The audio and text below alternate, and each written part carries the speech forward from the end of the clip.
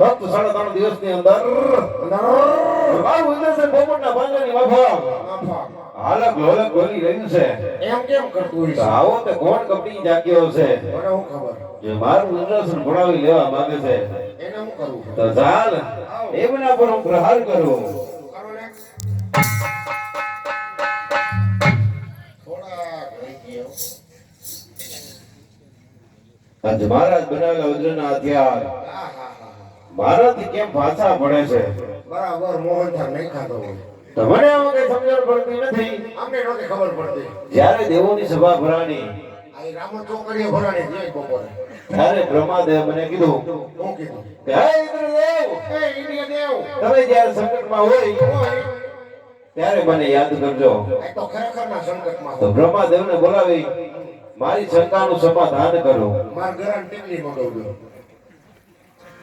આ પતાવી દીધું. એ આજે ઇન્દ્ર બોલાવે બ્રહ્માદેવ. આવો તો કોણ બોલાયો, કોણ બોલાયો? ઇન્દ્ર બોલાવે બ્રહ્માદેવ.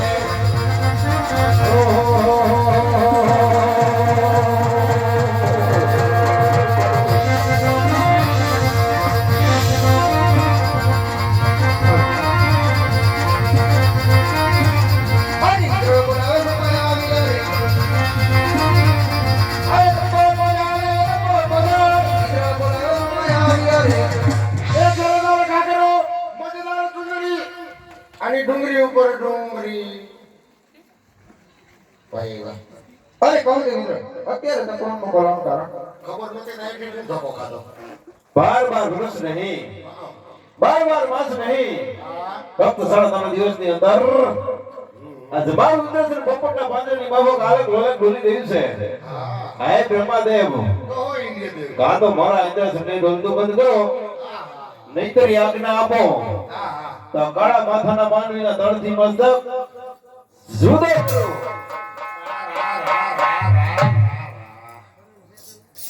અરે દેવેન્દ્ર આ વિશે હું કાંઈ જાણતો નથી. કોણ જાણે છે? તો આ વિશે જાણે છે કોણ? એ નટવરલાલ. અરે દેવેન્દ્ર મારાથી મોટા વિષ્ણુદેવ જરૂર જાણતા હશે. લે તો તમે એને નો ધક્કો ખાધો. એને મોકલી નો દે ભાઈ. બોલાવો વિષ્ણુદેવને.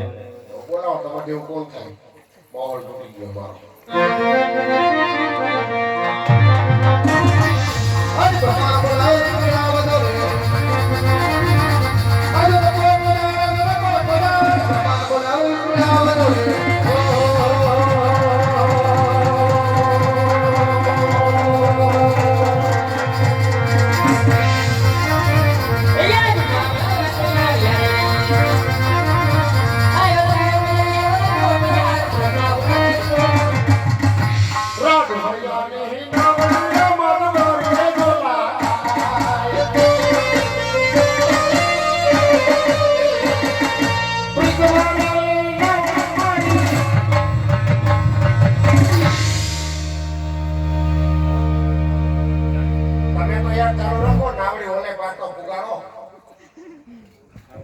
મારું મંદિર ને મને ધમકાવા આવ્યા. અરે એને હું અરે દેવરા જીદર અત્યારે ડોક્ટરને બોલાવવાનું કારણ લે તમને ખબર નથી કે આને શું થયું તમે હે બ્રહ્માદેવ, કહો ઇન્દ્રદેવ. આપ તો અંતર્યામી છો, મારાથી મોટા છો છતાં શા માટે પૂછી રહ્યા છો? આ મોટા લાગે 15 મિનિટ ખાલી. પણ ખાખરી ગયા હોય એવું લાગે. મોટા તો ઈ છે પણ ખાખરી ગયા. અરે દેવરા જીદર આ તમારા મુખથી સાણો માંગુ આ ભાઈ તમારા મોટાની સાંભળવા માંગે. એ તમે સમજી ગયા, તમે સમજી ગયા. મને કઈ વિશે નો લેવા. જો મારા મુખથી સાંભળવા માંગતા હોય તો સાંભળો વિષ્ણુદેવ. એ નાક ખુલ્લા કે નાખો, નાકમાં છેડા કાઢી નાખો. કે 12 વર્ષ નહીં, આઈ 12 માસ નહીં, બાબા 12 દિવસ નહીં, ચોખાના બાબા ફક્ત 3.5 દિવસની અંદર અરેના બાબા મારું ઇન્દ્રસેન હે ગુરુદેવ પોપટના પાંજરાની માફક આલે ગુરુ આને કોલે કોલી રહી છે. પાટુડો ચેપો હે વિષ્ણુદેવ, ખાવાનો હબુ આ તમારા ઇન્દ્રસેનને બંધ કરો. હે ગુરુદેવ. નહીતર યાજ્ઞા આપો તો કાળા માથાના માનવીના દળથી મળશે. ઉનાળાની સિઝનમાં ઠંડા મગજ કરવાનો પાવડર અને માથાની ટીકડી પણ જરૂર મળશે. હે વિષ્ણુદેવ,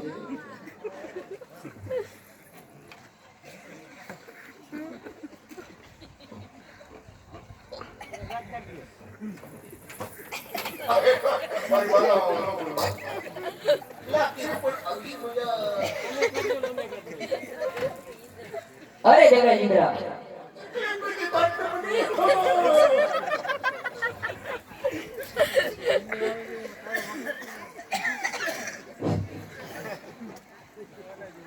કેમ ના તમને આના વિશે હું કાંઈ નથી જાણતો. આટલું કેવા હાટો ને હળદી કાળા ગોમડિયા. આ વિશે જાણે છે કોણ?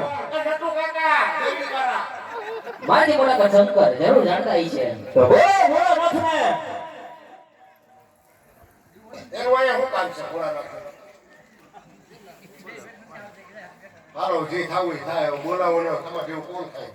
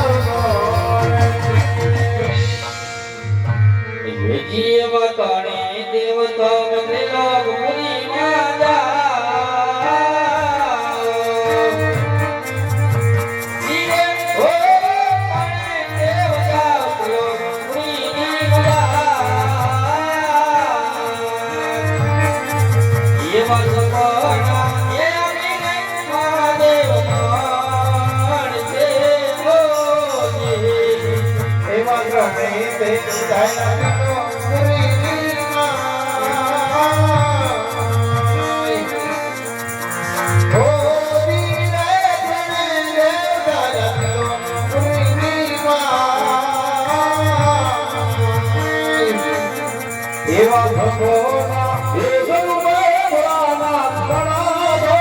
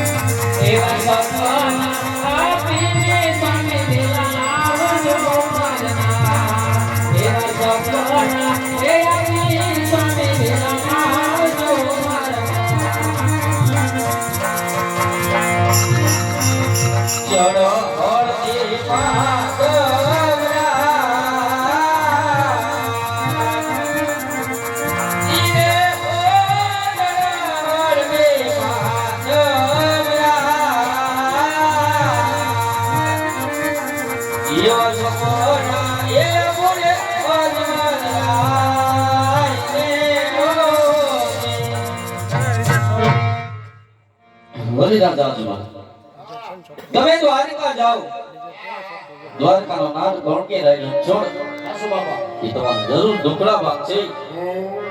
સાથે સવારે જીના 4 લાડુ લેજો, પ્રભુને જમાડી પછી તમે જમજો. સાથે જળ જમનાની જાળી લેજો, પ્રભુના પાવલિયા પકાડી પછી તમે જળનામત લેજો. હું કોણ કે કૈલાસપતિ શંકર કોઈના પેટે આવતા જતો નથી. અમે કોઈના ખાતા નથી. મહાદેવ મહાદેવ અને આ કાંઈક લાંબીબાઈ ના બિસ્કોટ ભેગા જાવ તડકો પડે ગારો થી જાઓ.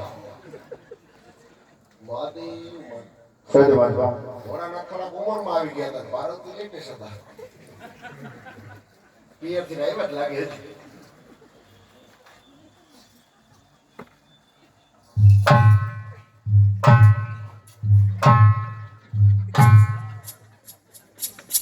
આ રસી લઈ લીધી હોત ને તો આ પ્રોબ્લેમ ન હતો. રસી લીધા પછી જ આ બધું થયું.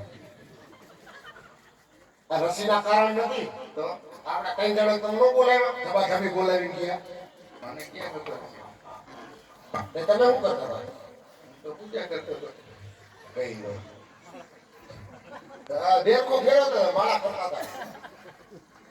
સાધુમાં કોનો પાઇપમાં? સપના રૂપી ભોળાનાથે દર્શન આવ્યા. દ્વારિકા જવાનું કીધું. સવાસે ઘીના ચાર લાડુ લેજો, જડજમનાના નહીં લેજો, પ્રભુ જમાડી જમજો, પ્રભુના ચરણ પકડી શરણામત લેજો.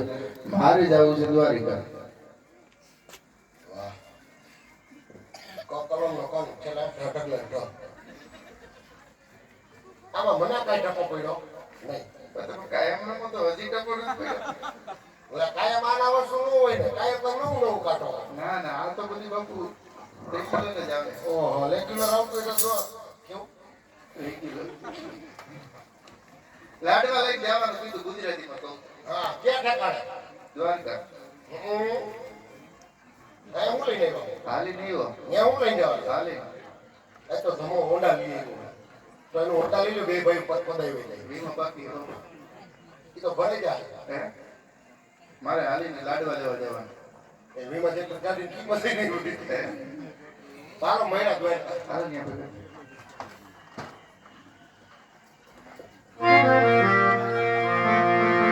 સકલ સોની